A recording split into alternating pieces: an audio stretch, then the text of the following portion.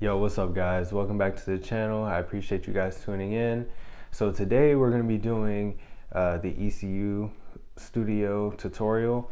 I've already flashed the F4, as some of you know, and I'm just going to walk you guys through, like, the setup, what comes with ECU Studio, how to use it, all that fun stuff. So we're going to go ahead, head over to the computer, and I'm going to show you guys what it looks like. Alright, so this is everything that comes with ECU Studio. So you have this little CAN interface. This is what actually connects to the bike, and then there's this little white cable right here. You're just gonna plug that into here, and then this right here is your actual software. So you need this in order to do anything on the computer. It comes with your name and all that stuff on it. But yeah, this is your little USB drive. Do not lose this. This is one of the most important pieces of the whole kit. It has everything on it for you. So all you're gonna do is just plug this into your computer and it'll pull it up. As you see, I've already downloaded ECU Studio and did everything because I've already flashed my bike. But I'm just gonna show you guys what it looks like. So just put this in here, because once again, you need this in order, you always need this USB drive in order for it to pull up. So okay, as you see, it says it's ready. So we're just gonna open up ECU Studio real quick.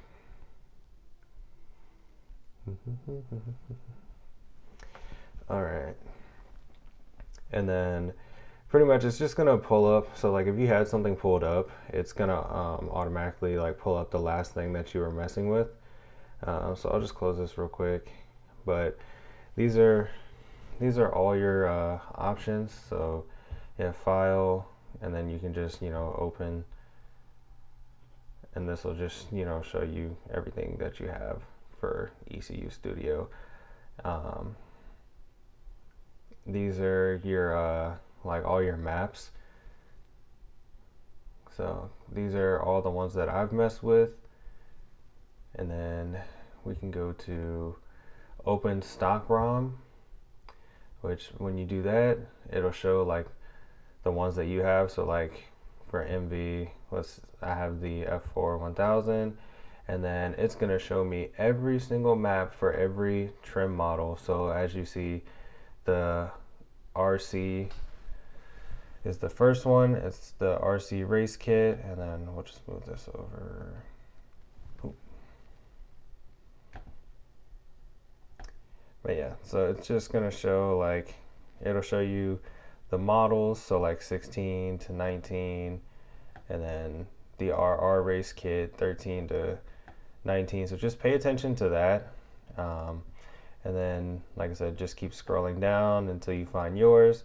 So I have the standard, right? So I have the standard 2013, which is the F4S, as some people call it. Most people just call it the base model. But yeah, these are different maps, and as you can see, you can choose there's different codes. So FW, FL, here we go. And then yeah, like I said, it just keeps going and going and going. So you can pretty much just choose whichever one you need. Like I said, I have a 2013, so like I said, the license and stuff, I already did all the license stuff and everything, but Let's go to options, and then you can choose your user level. So you can do base or advanced. Advanced pretty much just lets you, mess with everything. And then here's going to be all your updates. So they put out, updates pretty regularly. When I first opened it, it needed to update. So I think it needed like 2-3 updates. And then yeah, here's all your licenses. So this will show you any license that you have, and then how many licenses you have left. So obviously I've already used this one, and when you open, since you bought the kit itself, like the dongle is already licensed to that specific vehicle that you bought it for. And then you can always add a license. So like, say you bought, I was thinking about buying an F3. So I would just, buy the license, and then I forget how the process works. I think they send it to you or something like that. And then you just add the license. And then, what else? And then find ECU, pretty much like you're just trying to, that's when you have everything hooked up, and then you can send a log file. And then help, it's just pretty straightforward. But yeah, so once you guys do all that, you can click user guide, and this actually has like a digital manual. So as you see, like everything here, like it pretty much just gives you these little categories over here that you can jump straight to. So let's just go to the dongle. So when you click on that, now it tells you like everything you need to know, just explaining everything to you. So if you ever get lost, like just refer to like this, because this is what I did. This was my first time using any type of ECU software. So I read through this whole thing like 2 or 3 times. All right, so while we have this up, I'm just gonna go ahead and I'm just gonna run through what I have on mine so far. So you can just hit all these little tabs down. I'm gonna just go ahead and do that really quick. As you can see, there are a ton of options. Like this is one of the best buys that I've like gotten for this bike. There's just so many things that you can mess with this. It's pretty ridiculous. All right, and that should do it. Okay, so I just used the FW, yeah, it was the FW map, and as you can see, you can mess with a lot of stuff. I pretty much didn't mess with anything besides like the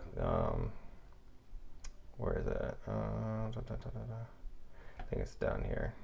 But yeah, as you guys can see, like you can mess with a lot of stuff. Like I still have mine as a standard shift. You can do like GP shift, but I just left mine as standard. I didn't mess with the cut times or anything like that. And once again, you can make it a 2-way shifter. So if you have, a quick shifter that also has auto blip, you can turn that on. Or if you have the stock quick shifter, you can also come in here and mess with it, because sometimes I think from the factory it's stuck on 1-way for the ECU, where it only lets you shift up and it doesn't let you auto blip down. And then here is where I made here's where I made my temperature different. So the fan activation temp, I made this different because MVs overheat, like that's their biggest thing. So I went ahead and I messed with it a little bit and I changed it. So yeah, as you can see, it was at 105. Now I live in California in Oceanside, and I made mine 95 because I go up north pretty, regularly, and up north it's a lot hotter. So I made mine 95, and the original is 105. You can mess around with it and see what works best for you, but when I go riding, my temperature stays a bar below the actual like operating temp when I'm in Oceanside. but when I get to the city and stuff, it sits at normal operating temperature, and it does take a while for it to go a bar or two above the operating temp line. Like I have to set a light for a pretty long time. Typically, to the second cycle, it might go a bar up, and the third cycle is when it gets close to getting to the second bar. But then once I take off, everything cools right back down. So if you live in a hot climate, I would definitely say start at like 98 and see how well it works, and then if you need to, go to 95 or even lower. But that's just what I did, because once again, I live in Oceanside. It's a little bit cooler, but I go up north a lot. So like I said, if you're in a very traffic dense place, I would definitely recommend, turning this down. If you don't mess with the map at all, say you just want to throw the map on, not have to worry about anything, you just want the bike to, be at its full capability without you having to take it to a shop, just throw the map on it, turn this temperature down, the fan activation temp, just turn that down until you get it 100%, and then that'll pretty much alleviate everything. So in the last video about the cooling mods, like I said, doing that and doing this stuff with ECU Studio, I have never had another issue with the bike overheating. It's never shut off or anything like that from being too hot. So 10 out of 10, definitely recommend you do this at a very minimum. Even if you're gonna keep like the stock map on your bike and you just want to turn down the kick-on temp, definitely buy this and just flash it, make the bike not as lean, and just turn this temp down, because it will save you so much, especially in countries and stuff where mods are not allowed. Like you can't have exhaust mods or anything like that. You have to leave your bike stock.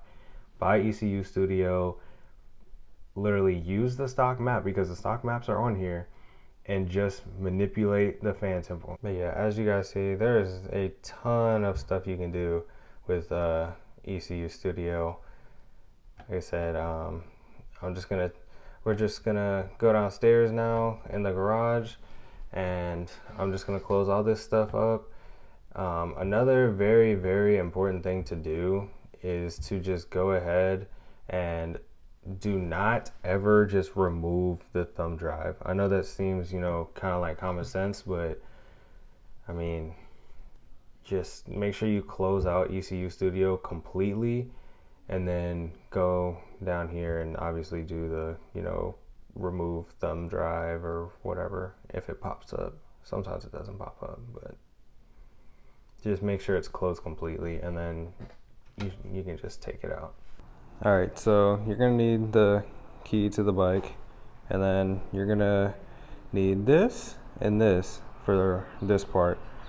So this is gonna connect to one of the connectors underneath the seat right here. So that's why we need the key, so we can take the seat off. And then, like I said, this white cable goes into this, and that's what's gonna go into your laptop. So you need 2 USB ports, one for the thumb drive and then one for this cord. So I'll just go ahead and take the key. You pull back here and twist that at the same time. And then after that, there's a little button you can push down here, and I'll show you guys. All right, so we got that off. And then this is just all my stuff. Take all this stuff out. And then if you look down in there, that little silver thing right there, we're just gonna push that. That releases the seat. And then you just pull it back towards the tail of the bike, and now it's off. Now, this little guy right here, he kind of just hangs out on this little thing right here. If you can't find it, just look down in here somewhere. Like sometimes if these bands aren't here, they won't fit, or they won't, little ATV riding. But yeah, just look for this little guy right here.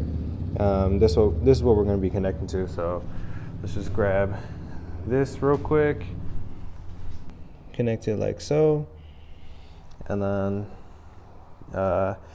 there's no real good spot to put this. I kind of just let it lay right here, and then of course I'm probably gonna get a towel or something that way it doesn't scratch anything, but I'm gonna just lay this here, and then we'll attach the other cord. Okay, so all said and done, it should look like this. So the dongle connected to this connector on the bike, and then you have your USB plugged into this right here. Both lights should be on, and then connected to your laptop with the thumb drive. And then once you have all that connected, just go ahead, turn the key on the bike. That way the bike's on, and then you're going to go to find ECU, and then find. And then it's gonna say that it found it. It's gonna give you the model number, all that stuff, da da da da. And then you'll just click done. Now from there you can just open the ROM, and then let's just go to, since I already have it saved, I'll just go to this one. I'll open this one up, and then like I said, you can click to save or import or export. You can show the ROM info. Well, sometimes they don't have info, but file, save ROM file as, and I'll just call it, let's just call it base, and then we'll save it. So now I can just go up here, and I can just go to open, and I can always go back to this base map. As you see, I've already messed with the FW file twice. The first time, it's always best to just go ahead and flash it with the base ROM file, and that's actually what they recommend with the ECU Studio. So flash it first with the base, and then do all your editing, save it, and then you can just come here, and you can just, you know, double click on this real quick. It'll pop up, and then program, flash, and then click serial number. It'll fill everything out for you, and then bada bing, bada boom, just write it, and down here is the progress bar, and it'll even tell you in here, flash complete. Just to show you guys like it actually works, you click base, and then program, flash, serial number, and then I'll just go ahead and I'll just write, and then the progress starts. It'll say flashing, and then like I said, the progress will be down here. And like I said, all this is while the key is turned in the on position. And then you'll get this on the dash, like it'll say fault can line. Don't worry about that. Like I said, it's just the bike going through the flash. And then once we get done, which really this doesn't take that long. I think the longest it took one time was like maybe like 3 minutes. So it does go by pretty quick. And we're almost done. And you'll hear this noise. I don't know how well you can hear it, but it kind of sounds like the fuel pump when it primes. Then it'll say flashing, okay, which means it was successful.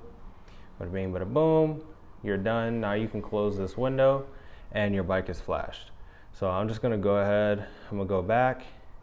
I'm gonna open this up, and I'm gonna go back to my file that I created. So like I said, once you guys change everything you want to change, like I said, do the base upload first. Then once that's completed, then flash the actual map that you want. I don't know why they say to do it like that, but that's just what it says. to do, so that's what I did. And I'm just gonna put my map back on, and that's pretty much it for ECU Studio. Like I said, you can go more in depth and you can mess with a lot more stuff.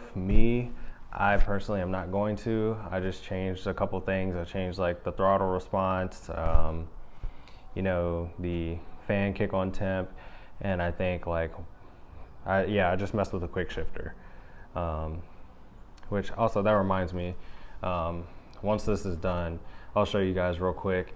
But there's notes that are like little like help things for each little thing.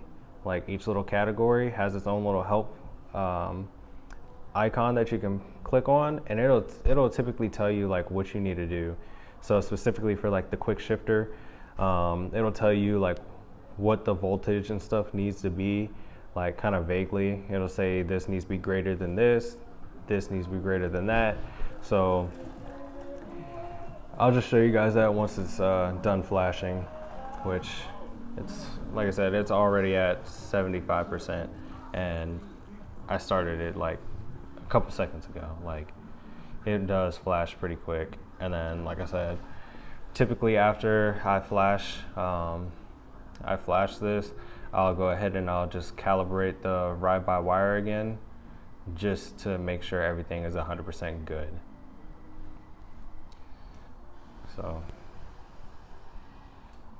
there it goes, makes the little noise, flashing okay, click OK, calibrate ride-by-wire. You'll hear that small little noise, and then it'll tell you ride-by-wire successfully calibrated.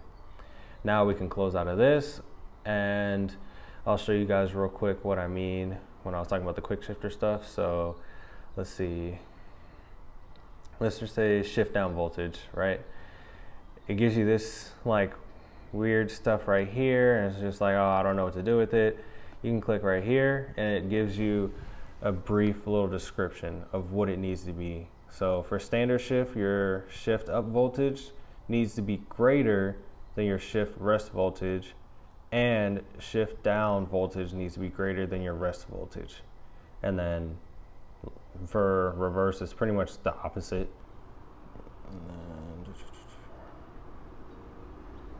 Oh yes, here we go. Okay, so right here, it'll keep track of everything you do. So everything I changed to this map is actually right here. So as you can see, I was messing with the quick shifter, the throttle response. That's pretty much all I really messed with. I didn't do anything too crazy. I just made the bike a little bit more responsive. Like I said, I pretty much left everything the same aside from messing with throttle response and the cooling, because me personally, I don't see a point in messing with like any of that stuff, because I just don't know what I'm doing. So I'd rather have people that know what they're doing mess with it. Like, I'll just mess with throttle response just because it's pretty straightforward.